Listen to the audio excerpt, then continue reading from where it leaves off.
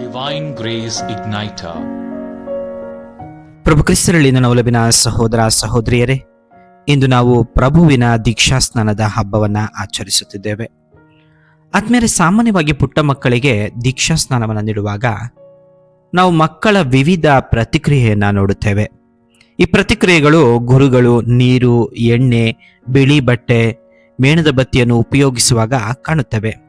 ಈ ಪ್ರತಿಕ್ರಿಯೆಗಳನ್ನ 3 ವಿಧವಾಗಿ ನಾವು ವಿಂಗಡಿಸಬಹುದು. ಮೊಟ್ಟಮೊದಲನೇದಾಗಿ ತೀಕ್ಷ್ಣ ಕಣ್ಣುಗಳನ್ನು ಹೊಂದಿರುವಂತಹ ಶಿಶುಗಳು ಇದ್ದಾರೆ. ಅವರು ಪ್ರತಿಯೊಂದು ಚಲನೆಯನ್ನು ತೀವ್ರ ಕುತೂಹಲದಿಂದ ವೀಕ್ಷಿಸುತ್ತಾರೆ. ಅವರು ಫುಟ್ಬಾಲ್ ಮೈದಾನದಲ್ಲಿ ಬಾಲ್ ಯಾವ ಕಡೆಗೆ ಹೋಗುತ್ತದೆ ಅದನ್ನೇ ವೀಕ್ಷಿಸುವ ಪ್ರೇಕ್ಷಕರಂತೆ ಪ್ರತಿ ಚಲನೆಗೆ ತಮ್ಮ ತಲೆಯನ್ನ ಚಲಿಸುತ್ತಾರೆ. ಅವರು ಸಾಮಾನ್ಯವಾಗಿ ಶಾಂತವಾಗಿರುತ್ತಾರೆ, ಚುರುಕಾಗಿರುತ್ತಾರೆ. ಉದಾಹರಣೆಗೆ, ಪೋಷಕರು ಮತ್ತು ಜ್ಞಾನ ತಂದೆ ತಾಯಿಯರಿಗೆ ಮೇಣದ ಬತ್ತಿಯನ್ನು ನೀಡಿದಾಗ ಈ ಶಿಶುಗಳು ಸಹ ಅದನ್ನು ತಲುಪಲು ಮತ್ತು ಹಿಡಿದಿಡಲು ಒತ್ತಾಯಿಸಲು ಪ್ರಯತ್ನಿಸುತ್ತಾರೆ. ಆದರೆ ಸುತ್ತಮುತ್ತಲಿನ ವಯಸ್ಕರು ಎಚ್ಚರಿಕೆಯಿಂದ ತಡೆಯುತ್ತಾರೆ. ಅಂತಹ ಶಿಶುಗಳು ಸುತ್ತಲೂ ಇರುವುದು ತುಂಬಾ ಸಂತೋಷಕರವಾಗಿದೆ. ಎರಡನೇದಾಗಿ ಅಳುತ್ತಾ ಶಬ್ದ ಮಾಡುವ ಮಕ್ಕಳು. ದೀಕ್ಷಾ ಸ್ನಾನದ ಸಮಯದಲ್ಲಿ ತಣ್ಣೀರು ಅವರ ತಲೆಯನ್ನು ಮುಟ್ಟಿದಾಗ ಅವರು ಕಿರುಚುತ್ತಾರೆ. ಅವರ ಪೋಷಕರಿಂದ ಬೆಳಗಿದ ಮೇಣದ ಬತ್ತಿಯನ್ನು ನೀಡಿದಾಗ ಅವರು ಅದನ್ನು ದೂರ ತಳ್ಳುತ್ತಾರೆ. ಇದು ಎರಡನೆಯ ಪ್ರತಿಕ್ರಿಯೆ.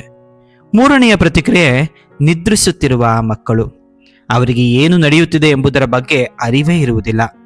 ಅವರು ತಣ್ಣೀರಿನಿಂದ ದೀಕ್ಷಾಸ್ನಾನ ನೀಡಿದಾಗ ಅವರು ಸ್ವಲ್ಪ ನಡುಗುತ್ತಾರೆ, ಆದರೆ ಅವರ ಕಣ್ಣುಗಳು ತೆರೆಯಲು ಸಹ ಚಿಂತಿಸುವುದಿಲ್ಲ. ಈ ರೀತಿ ವಿಧ ವಿಧವಾದ ಪ್ರತಿಕ್ರಿಯೆಗಳನ್ನ ದೀಕ್ಷಾಸ್ನಾನದ ಸಮಯದಲ್ಲಿ ಗಮನಿಸ್ತೇವೆ. ಆದರೆ ದೀಕ್ಷಾಸ್ನಾನ ಪಡೆದ ನಮ್ಮ ಪ್ರತಿಕ್ರಿಯೆ ಹೇಗಿದೆ? ಮೊದಲನೆಯದಾಗಿ, ಆಧ್ಯಾತ್ಮಿಕ ವಿಷಯಗಳಲ್ಲಿ ಸಕ್ರಿಯವಾಗಿ ಪಾಲ್ಗೊಂಡಿದ್ದೇನೆಯೇ? ಎರಡನೇದಾಗಿ, ಆಧ್ಯಾತ್ಮಿಕ ವಿಷಯಗಳಲ್ಲಿ ಪಾಲ್ಗೊಳ್ಳಲು ನಿರಾಕರಿಸಿದ್ದೇನೆಯೇ? ಮೂರನೆಯದಾಗಿ, ಆಧ್ಯಾತ್ಮಿಕ ವಿಷಯಗಳಿಗೆ ಪ್ರತಿಕ್ರಿಯೆ ನೀಡದೆ ನನ್ನದೇ ಆದ ಪ್ರಪಂಚದಲ್ಲಿ ನಾನು ಮುಳುಗಿದ್ದೇನೆಯೇ? ಈ ಪ್ರಶ್ನೆಗೆ ನಿಜವಾಗಲೂ ನಾವು ಉತ್ತರವನ್ನ ಕಂಡುಕೊಳ್ಳಬೇಕಾಗಿದೆ. ಆದ್ಮೇಲೆ ಮೊದಲಿಗೆ ದೀಕ್ಷಾಸ್ನಾನ ಎಂದರೇನು? ದೀಕ್ಷಾಸ್ನಾನವೆಂದರೆ ನೀರಿನಲ್ಲಿ ಮುಳುಗಿಸುವುದು.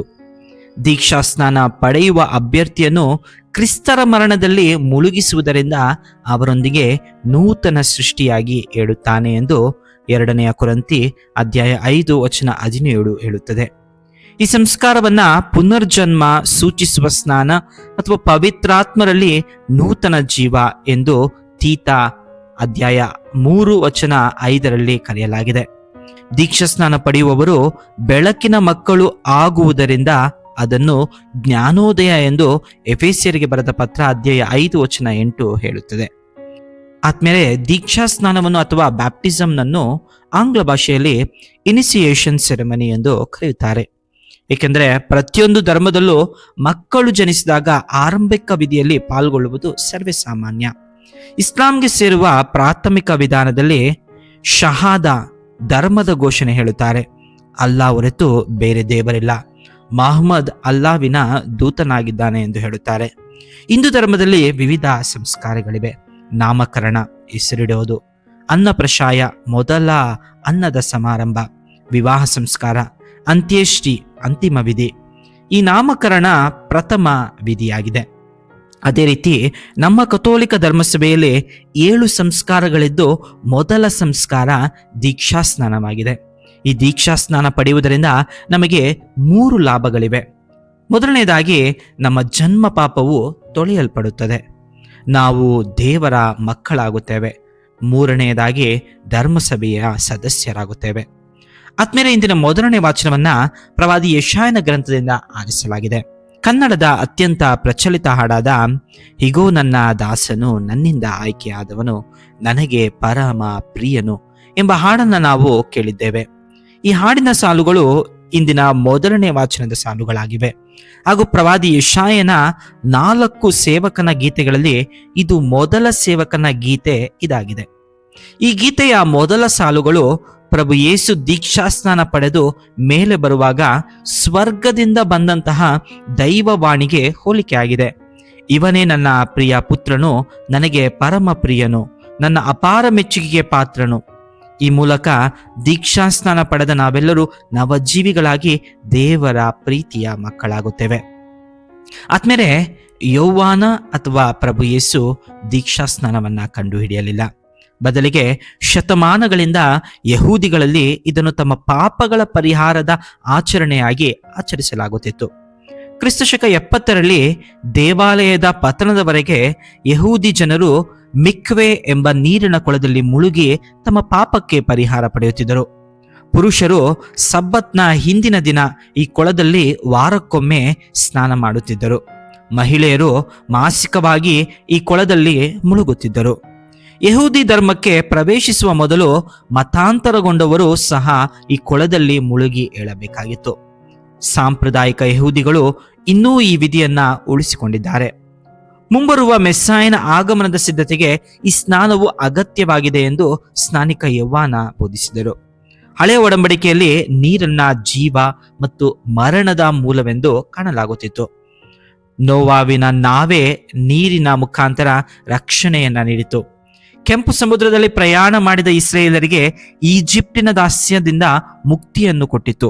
ಜೋರ್ಡಾನ್ ನದಿಯನ್ನು ದಾಟುವುದರಿಂದ ಇಸ್ರಾಯೇಲರು ಅನಂತ ಜೀವನದ ಪ್ರತಿರೂಪವಾದ ವಾಗ್ದಾತ ನಾಡನ್ನು ಸೇರುವಂತಾಯಿತು. ಅದೇ ರೀತಿ ದೀಕ್ಷಾ ಸ್ನಾನ ಪಡೆಯುವ ಪ್ರತಿಯೊಬ್ಬರು ನವ ಜೀವನವನ್ನ ಪಡೆಯುತ್ತಾರೆ.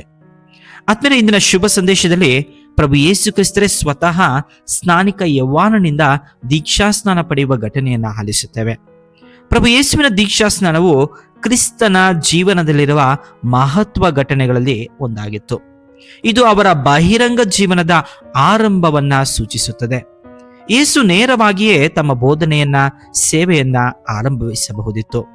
ಆದರೆ ಅದಕ್ಕಿಂತ ಮುಂಚೆ ಆಧ್ಯಾತ್ಮಿಕ ತಯಾರಿ ಅಗತ್ಯವೆಂದು ಅವರು ಭಾವಿಸಿದರು. ಅದು ನಿಜವಾಗಿಯೂ ಪ್ರಾರ್ಥನಾಪೂರ್ವ ಘಟನೆಯಾಗಿತ್ತು. ಸಂತ ಲೂಕರ ಶುಭ ಸಂದೇಶದಲ್ಲಿ ಯೇಸು ಪ್ರಾರ್ಥಿಸುತ್ತಿದ್ದಾಗ ಆಕಾಶವು ತೆರೆದು ಪವಿತ್ರ ಆತ್ಮನು ಆತನ ಮೇಲೆ ಇಳಿಯಿತು ಎಂದು ಲಿಖಿತವಾಗಿದೆ. ಲೂಕನು ಬರೆದ ಶುಭ ಸಂದೇಶ ಅಧ್ಯಾಯ 3 ವಚನ 21ರಲ್ಲಿ. ಅದೇ ರೀತಿಯಾಗಿ ನಮ್ಮ ಜೀವನದ ಪ್ರತಿಯೊಂದು ಮಹತ್ವ ಘಟನೆಗೆ ಕೂಡ ಪವಿತ್ರಾತ್ಮನ ಕೃಪೆಯನ್ನ ಬೇಡುವ ಪ್ರಾರ್ಥನೆಯಿಂದಲೇ ಆರಂಭವಾಗಬೇಕು. ನಾವು ಪ್ರಾರ್ಥಿಸುವಾಗ ಅದೇ ಪವಿತ್ರಾತ್ಮನು ನಮ್ಮ ಮೇಲೆಯೂ ಇಳಿಯುತ್ತಾನೆ. ಪ್ರತಿಯೊಂದು ಪ್ರಾರ್ಥನೆಯು ನಮ್ಮ ಹೃದಯಗಳ ಮೇಲೆ ಪವಿತ್ರ ಆತ್ಮನ ಕೃಪೆಯ ಸುರಿಮಳೆಯಾಗಬೇಕಾಗಿದೆ. ಈ ದೀಕ್ಷಾಸ್ನಾನದ ಮೂಲಕ ಪ್ರಭು ಯೇಸುವಿನ ನಿಜವಾದ ಕಾರ್ಯವೇನು ಮತ್ತು ಏತಕ್ಕಾಗಿ ಅವರು ಈ ಲೋಕಕ್ಕೆ ಬಂದರು ಎಂದು ದಿವ್ಯವಾಣಿ ಪ್ರಚುರಪಡಿಸಿತು.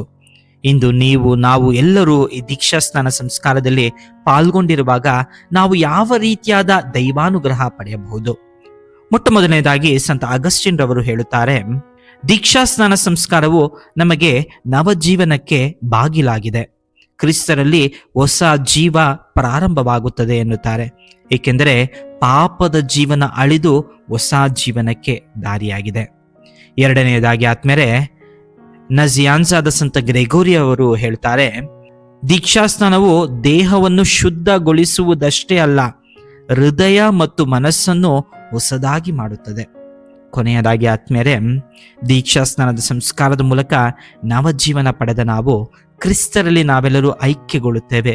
ದೇವರ ಸೃಷ್ಟಿಯಾಗಿ ನವಜೀವ ಪಡೆಯುತ್ತೇವೆ. ಆಮೆನ್. ಸಂತರ ಕಥೆಗಳು, ದೇವರ ವಾಕ್ಯದ ಪ್ರಬೋಧನೆ ಹಾಗೂ ಮತ್ತಿತರ ಆಧ್ಯಾತ್ಮಿಕ ವಿಷಯಗಳನ್ನು ಆಲಿಸಲು ದಯವಿಟ್ಟು ಸಬ್ಸ್ಕ್ರೈಬ್ ಮಾಡಿ ಡಿವೈನ್ ಗ್ರೇಸ್ ಇಗ್ನೈಟರ್.